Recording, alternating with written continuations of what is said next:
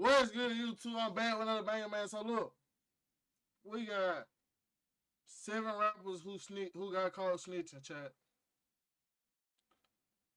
They told and got their face card worked on the street, man. Me personally, I can't. I don't know how a nigga do it. You feel me, chat? But you feel me? Some people cool with doing shit like that, but we'll get straight to the banger, man. Make sure y'all like, comment, subscribe, turn on post notifications, man. We're gonna get straight to the banger, man. Yeah. I shoot the bitch up if a fuck nigga play me.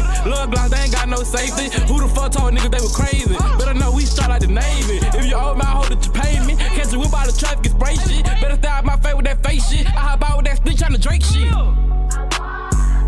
Snitching. And first up, we have Boston Richie, because in December 2013, a woman reported her Honda stolen. Later that day, an undercover cop spotted her stolen vehicle, backed into a parking spot, and kept an eye out on the car. And not long after watching the car, he saw Dejarius Robinson and 16-year-old Boston Richie hop in the stolen car and drive off. The police would keep an eye out and spot the car for a second time, but now it was 3 guys inside it. A few hours later, another police officer saw the 3 guys in the stolen car walking away from a dead-end street. He located the stolen car as another officer arrived on the scene, where he saw Boston Richie walking away from the other 2 guys. So the police went out and detained Richie. Richie agreed to answer questions and told the police he was driving a stolen vehicle. So the police transported Richie to the police station for more questioning. The other officers located the other 2 guys who were in the car with Richie, but neither of them would make any statement to the police. Police later found the keys that belonged to the stolen car and the stolen revolver in a garbage can. Investigators questioned Richie at the police station, and Richie agreed to answer more questions, telling the police that he had stolen the vehicle with 3 other guys. But he only knew one of the guys by name and told the police the guy's name was George. Richie also said George told him that the Honda had the keys inside of it, so they took the car between.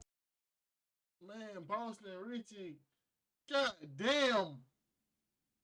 Fuck Boston Richie. His ass Boston snitching. This nigga ass won't stop fucking snitching. What the hell? What the hell? What the hell did I tell you? 2 a.m. and 4 a.m., driving it around the city until 7 a.m. Richie also told police that the other 2 guys knew that the car was stolen, which is why they came to his house several times that day. Richie continued by letting police know that the stolen revolver didn't belong to him, and since Richie and his friends all knew the car was stolen, they were all charged with grand theft of a motor vehicle. And due to Boston Richie telling the police that the car was stolen multiple times, this is what also made them arrest and charge the other 2 guys with the GTA. And after the news broke going viral saying Boston Richie snitched, he responded on Instagram by posting pictures of him holding $250,000, saying how they hate on him, and he didn't. Man, I don't care that 10 mil, 100 mil, a billion. And once your ass snitched, that money can't make your ass unsnitched. One thing about it, your ass snitched. Like, what the fuck?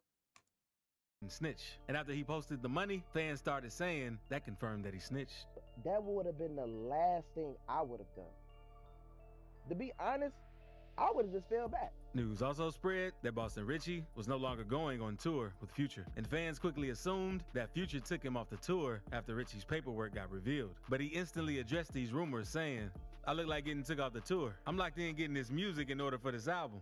Now let's move on to a Chicago rapper known as FBG Butter, because Butter was really close with another Chicago rapper named Lil J, since they were in the same gang. They would even go on drills together. But one night, things would go south because Jay, Butter, and another one of their gang members named Trub went to buy drugs from a dude named Jay the Kid. It ain't clear what exactly went down, but an argument broke out. So Jay, Butter, and Trub left. And instead of finding a new plug to buy from, they went to Trub's girlfriend's house and picked up some guns. Then, the 3 of them went back to Jay the Kid's place, where they ended up getting into a shootout. Trub and Jay the Kid both got hit. Trub later died, while Jay the Kid recovered in the hospital. Jay the Kid got off on self-defense, but Lil J and Butter were both charged with murder, even though they weren't the ones who shot him. Police determined that they were why Trub was involved in the altercation, and Butter and Jay were supposed to be holding it down together. But then Jay leaked photos of Butter signing paperwork in an interrogation room, but denied ever signing anything. But he did get out of prison early, which supported the rumors. Butter cut ties with Lil J, and the 2 of them have been beefing ever since. Jay ended up beating the murder charge for Trub's death, but then he got sentenced to 14 years for conspiracy to commit murder and intent to kill and injure for trying to take out Jay the Kid. And 1 week after Lil J got released from serving 7 years in prison, he dropped a track named First Day Clout. And in the song, he took shots at FBG Butter for snitching on him, saying, "Shorty snitched and moved out of town. He go that black and white, gave statement and plea agreements. That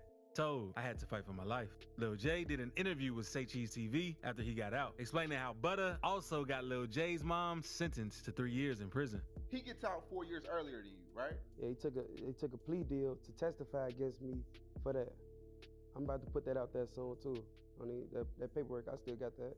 He got my OG locked up over there. Wounded trying to escape. Not long after the incident, Von and Mike were arrested and charged with 1 count of murder and 2 counts of attempted murder. So Mike and Von would go on to fight this case over the next few years. And things weren't going the best for King Von, since Mike had agreed to testify that Von was the one who fired the shot that ended Malcolm's life. And at the last minute, Big Mike tried to change his mind and didn't want to take the stand when the trial took place. No other witnesses came to testify either, so the prosecutors didn't have much evidence to tie to Von. So Von was later acquitted of the charges, and due to Big Mike refusing to point at Von during the trial, he was sentenced to 28 years. And if Mike never agreed to testify at first, he wouldn't have gotten sentenced either. Now let's move on to Pop Hunter, because after news came out that he snitched, his career took a turn for the worse. Because paperwork revealed that in 2015, 14-year-old Pop was the witness in a homicide case where another 14-year-old named Duval DeShields was shot and killed. And his paperwork revealed that Pop was very cooperative with the police, revealing everything to them, which led Demetrius Brown to get sentenced to 40 years in prison. And not long after the paperwork went viral, Pop went on Instagram saying the paperwork was fake.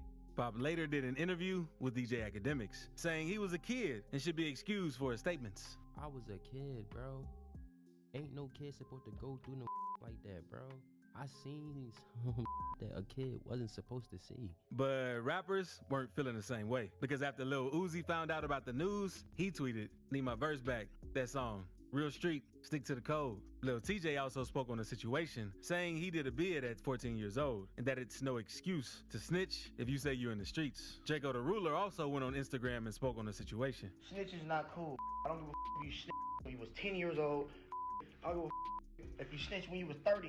Now let's move on to Gunna, because after Gunna got released from jail, everyone was excited. But their emotions quickly turned after the media found out that he took a deal to get released called an Alfred plea. After his release, Gunna and his team instantly released statements where he explained how he wasn't switching on the crew and working with the police. But things said otherwise when a video was leaked of Gunna telling a prosecutor that YSL is a gang. During the hearing, the prosecutor also asked him a question about him and Young Thug in the car. And Gunna said, "You were present along with Jeffrey Williams, wherein hydrocodone, methamphetamines, and a firearm were recovered.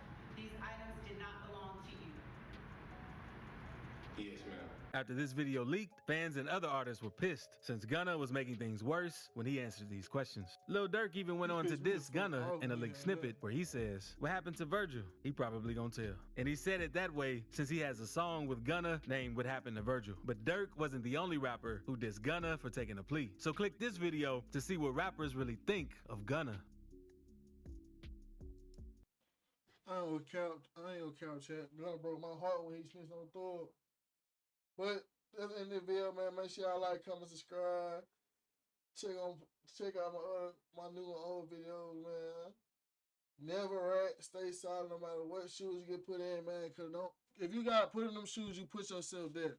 And you gotta stay solid, man. No cap. But catch y'all in this video, man. Yeah.